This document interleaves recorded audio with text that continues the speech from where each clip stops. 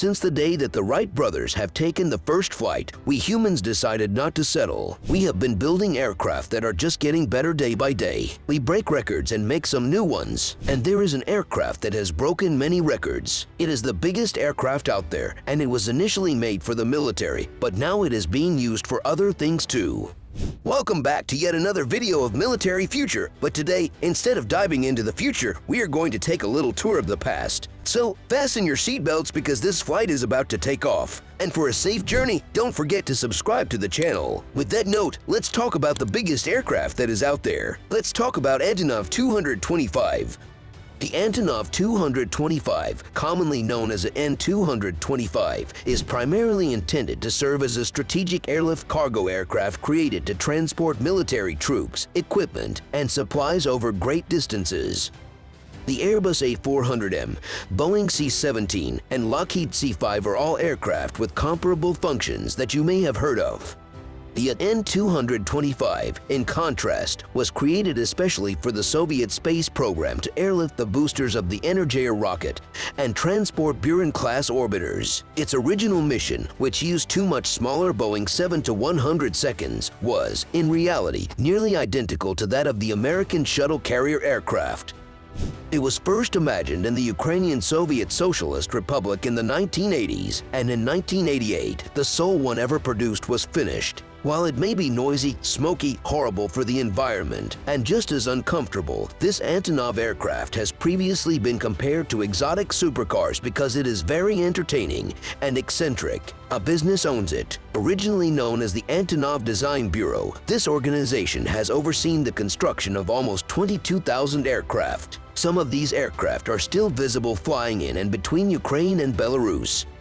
But enough of the past, the stats contain the most astounding information. Its 640-ton maximum takeoff weight places it ahead of all other airlines. A Boeing 747 weighs about 445 tons, while an Airbus A380 weighs 575 tons. According to Antonov, its payload capacity is 250 tons, or up to 200 tons on the top fuselage, where loads can be up to 70 meters long. In spite of the fact that these are merely Antonov's instructions, regulations are meant to be disobeyed, so keep that in mind.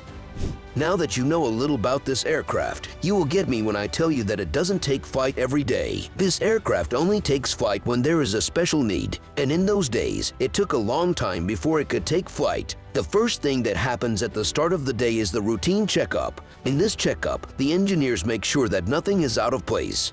If they think that there is anything that can cause even the slightest issue, then it is their duty to fix it, and if it is something that would take time, then they would have to cancel the whole mission. For such big aircraft, this could take several hours. After that, the aircraft is taken out of the hangar to fill up with fuel. For now, let's talk about the capacity of this beast. At 253.82 tons, the N-225 holds the undisputed world record for the heaviest overall payload. The hefty 189.98 tons it weighs set a record for the biggest single-item payload as well. But for the business, having the title of world's heaviest aircraft wasn't enough. The aircraft, which had its airborne debut in December 1988, also leads the field in terms of wingspan. When compared to the 80-meter wingspan of an A380, its 88.4-meter wingspan isn't obscenely great, but aircraft like the 787 are much smaller at 60 meters. In fact, thanks to a massive wing area of 905 square meters, you could park over 80 cars on just its wings. Now that you understand how large this aircraft is, you would agree with me that it is not a piece of cake to take this thing out of its hangar. Now it is a tough process as only one mistake can make things go horribly wrong. So this process is done with absolute caution. This also takes time, but not as much as the routine checkup. Once the aircraft is out of the hangar, it is a significantly easy ride. I know you are waiting for the fuel part, and we are getting there. The 6-person crew of the 84-meter-long aircraft can travel at a top speed of 530 miles per hour while using more than 300 tons of fuel. At an altitude of 11,000 meters and a cruising speed of 500 miles per hour, it will run out of fuel in around 8,300 nautical miles.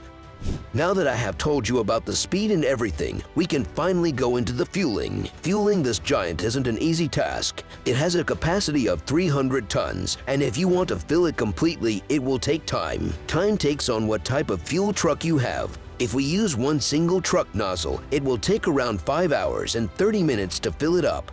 If we use one dual truck nozzle, it will take 2 hours and 45 minutes. If we use two dual truck nozzles, then it would just take 1 hour and 23 minutes. Usually, in the case of an aircraft, the tank is already 15% filled. Now, if that's the case, the time it would take to fill it up completely would be around 1 hour and 10 minutes. If you think about it, it is a long process. However, the show stars are its engines. The N225 ups the ante with 6 turbofan engines, each weighing more than 4 tons and measuring 2.3 meters in diameter. Long-haul aircraft often replace 2 engines with 4. There is roughly 400 kilograms of force available in total. Now, after everything is done, this plane gets loaded with the equipment or cargo. Then the pilot and crew do the rest of the routine checkups. And after that, with the permission of air traffic controls, this plane takes flight. Once everything is checked, then this flight can take its flight, pun intended, but of course with a permission of air traffic control. Once this big thing is in the air, it is not that hard to operate. Now you might be wondering how I can say I am a pilot.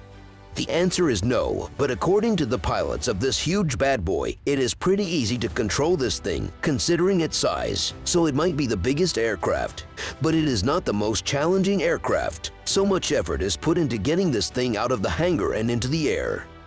After spending millions of dollars, all this was done to find out that the plane would be retired to an aircraft graveyard after serving the Soviet military. It was out of service for 8 years until it was brought back to life, updated, and used as a commercial aircraft by Antonov Airlines. It has since participated in numerous philanthropic endeavors. Some of them include being hired by the US and Canada to supply the Middle Eastern forces, delivering generators to Japan as part of a French mission, sending trucks and construction equipment to Haiti following the earthquake, and sending generators to Samoa to lessen the impact of the tsunami on its power plant. Indeed, the N225 is still proving to be a significant utilitarian aircraft today. More recently, it assisted in delivering medical supplies from China to nations worldwide in response to the coronavirus outbreak. When foreign forces leave Afghanistan, it also recently returned from Pakistan carrying 3 British RAF helicopters that were used there. It is said that upon landing in the Cotswolds, England, in June 2021, the aircraft's turbofan engines destroyed the perimeter fencing of the airstrip. A partially identical second model is also available. It has intermittently been in production. It has been ongoing for decades, but barely 60 to 70% of it is finished. This second version will be purchased and completed by the Chinese Aerospace Industry Corporation, which plans to use it as an air launch to orbit platform to launch satellites up to 12,000 meters into the atmosphere. At the same time, we wait several months or maybe years to learn what happened to the second N225.